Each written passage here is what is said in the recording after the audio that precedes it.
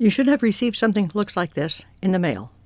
A set of yarns set around a couple of sticks.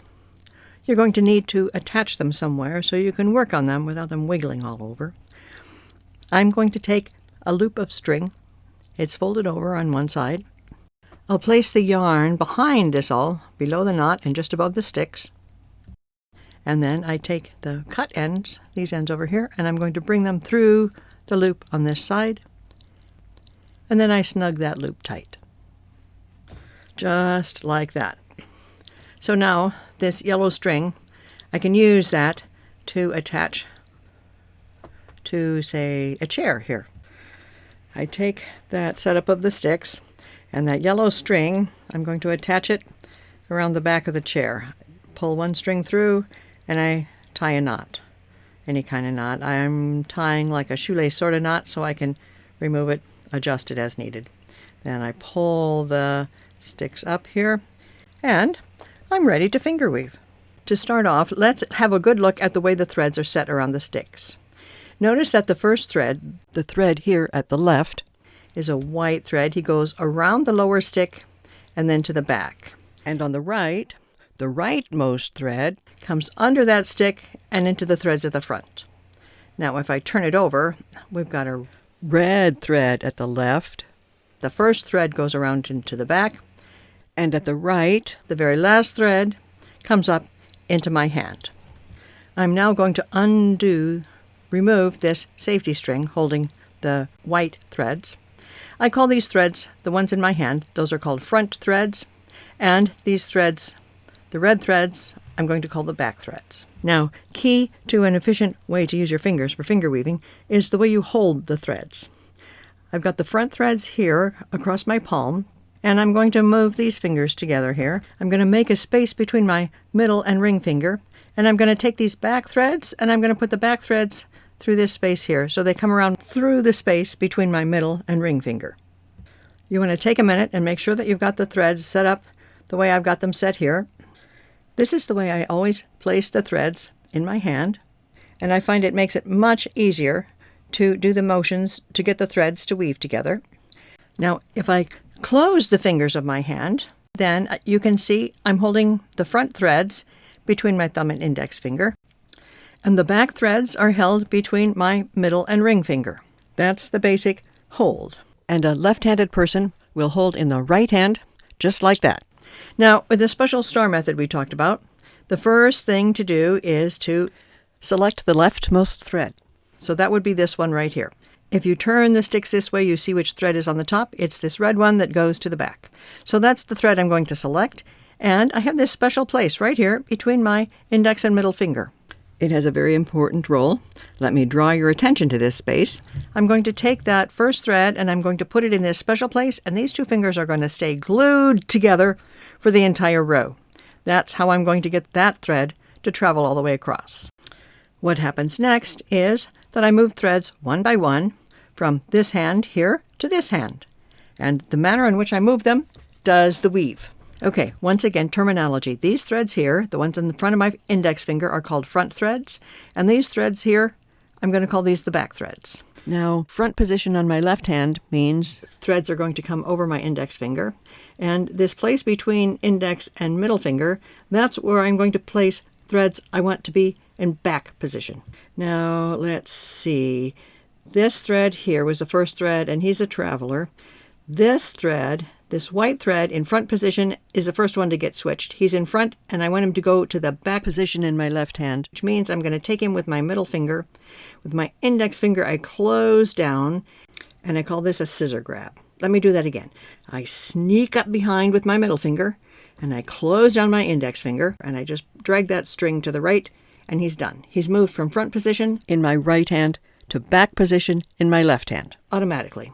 Okay, going back to the threads in my right hand. This thread here between my two fingers is the weft. I'm not going to touch him, but with my thumb and index, I'm going to fetch the next back thread. If I take it with my thumb and index finger, it's automatically moved to front position in my left hand. Okay, I've got two threads in this hand. Let's go for three. The third thread I'm going to take with my middle finger, close down the index. That moves a front thread to the back. I also grab with my ring finger and my little finger. And I now have 3 threads in my left hand. Let's go for 4 threads. The next thread I'm going to take with my pinch grab, my index and thumb, and I'm going to go behind this string here, go behind the sideways thread, grab the next back thread. I take it with my pinch grab, and now I've got 4 threads in my left hand. My middle finger is going to go next. Middle and index, I scissor grab at the front. And then these 2 fingers are going to go behind. They're going to go behind the thread held in the special place. And I pinch that back thread, bring it to the front. See my ring and little finger come around and grab all of the threads all together there. My scissor grab goes next. Middle finger sneaks up behind and I close down the scissors. And then I go behind this sideways thread. You can see how he's gone behind these threads off here to the left. Yep, he's being the sideways thread. I'm going to go behind him, and I pick up a thread from the back. I take it with my thumb and index finger. I call that the pinch grab. And then the next one is a scissor grab, which means my middle finger sneaks behind. I close my index finger. That's the scissors. Be careful to take the threads in order. They sometimes jump ahead, like this thread here. You want to keep your eye up there on the sticks. And if you watch the threads lined up along the sticks, you'll be better able to tell when there's a thread jumping ahead. So let me see. This one. This is the correct next thread. That was a pinch grab. Next thing is a scissor. Then a pinch, pick up to the front, and then scissor. Whoops!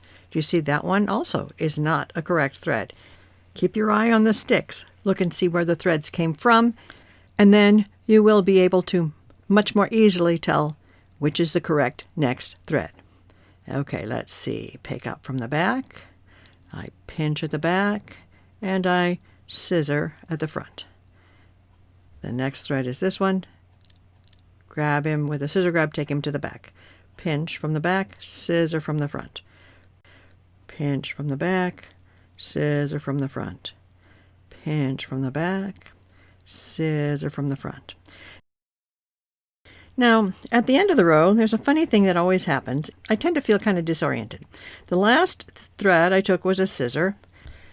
I look again and see where that sideways thread went through, so that's the sideways thread. I need to go behind that one to pinch.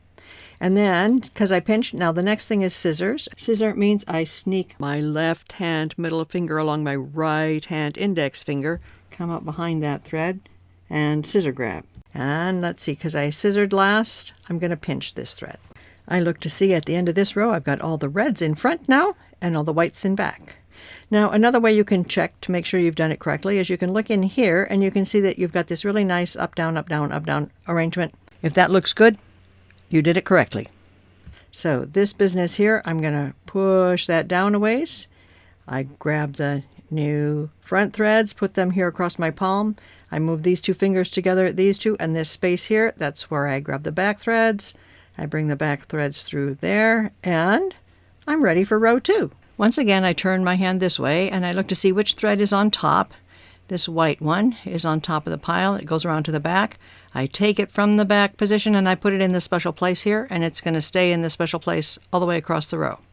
Then the next thread is this front thread. I'm going to take it into my left hand using my scissor grab. My middle finger sneaks behind and takes it off to the left.